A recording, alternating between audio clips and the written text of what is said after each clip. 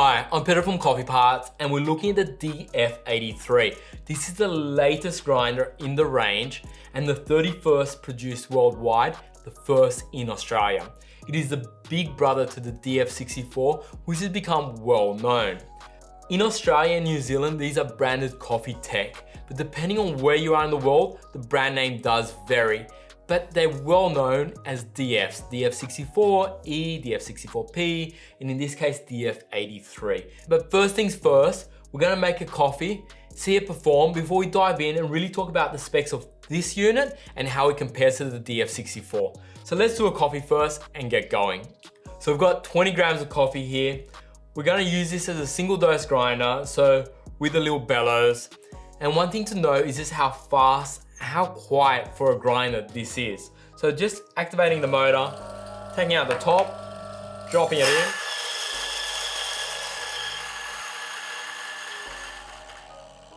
And there it's done. We're just blowing out any extras and off we go. Now, just looking at that coffee grind, it is super consistent. No clumps, really evenly distributed. Getting that portafilter out, using this dosing cup is really easy to transfer into the portafilter because you can see where that coffee is and that there's none left behind. Giving it a tamp. In this case, we're using the Stone espresso machine, which is a vibrating pump heat exchange machine. Locking it in, bringing the two cups down, and just bringing that across.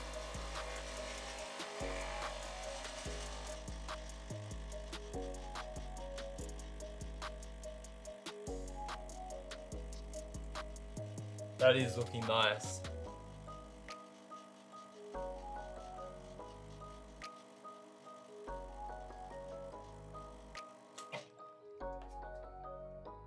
Cutting that out. Looking at the espresso, it's a very full-bodied, nice espresso. And in this case, it does have that chocolate caramel undertone. It is really nice. Now, looking at the specs and how this grinder has evolved from the DF64 to the 83. The obvious change is the blade size. The machine's physically a bigger unit, it's got a bigger motor, bigger blades. With the blades, they're 83mm flat burrs by Italmill. But just like with the DF64, you can change them out. So just say SSP blades, and down the track they are coming out with a multi-purpose blade, or with the Mazda blades out of the ZM grinders. Dialing in the grinder is still super easy, just like the DF64, and it's easy to go from espresso to filter and back. If you are pulling it apart to clean or to change out the blades, it's become easier because instead of the 3-spring setup, they're now putting a wave washer. And what that means is when you are bringing it down, you just have to find that thread and then turn it easily. Before with the DF64, you did have to push it down. It's minor, but it is a nice evolution. Talking about dialing it in the early days, having a dial indicator was an extra you'd have to buy. To Australia, they came out with a DF64, but globally they didn't. Now, all the DF83s are coming with it. It's a tiny little thing, but it does make it a lot easier to see where you're at. And looking at the indicator, the typography and the print of the top part here is neat. It's not a sticker, it's almost like built into like the perspex or glass, whatever it is.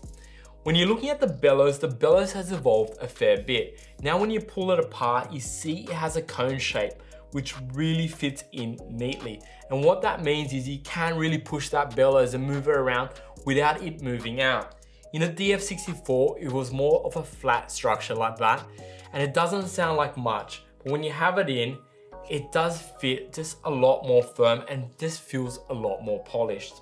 Looking at the external body, it has changed. Now it's a painted metal body, when before it was an aluminium body with a vinyl wrap, and it does in person look a lot better.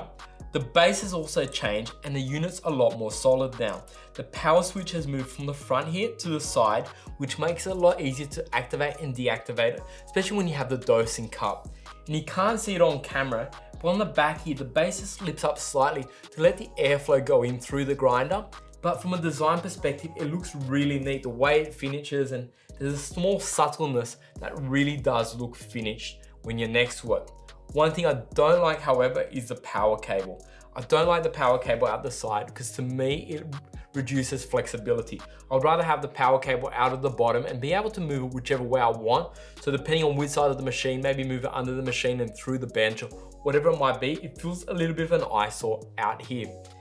I did recently find out that the power cable was not out the bottom because they were trying to keep the weight down and not have tall feet. Because as it stands, even when you activate it, it does turn a little bit because it is quite a strong motor. Just like the DF64, these were designed to be a single dose grinder and really designed to have next to no retention. They really tightened up the tolerances and the exchange on it is almost nil. But they do now include a hopper. The same hopper as the DF64E, which is the grind by time or the grind on demand, so to speak, grinder. With this hopper, what it allows is, just say you're doing filter coffee or batch brew or wanting to grind retail coffee, for example, you can now put in more beans, whether you're grinding still into a dosing cup or you remove the fork and grind the same to a small retail bag, 250 gram bag.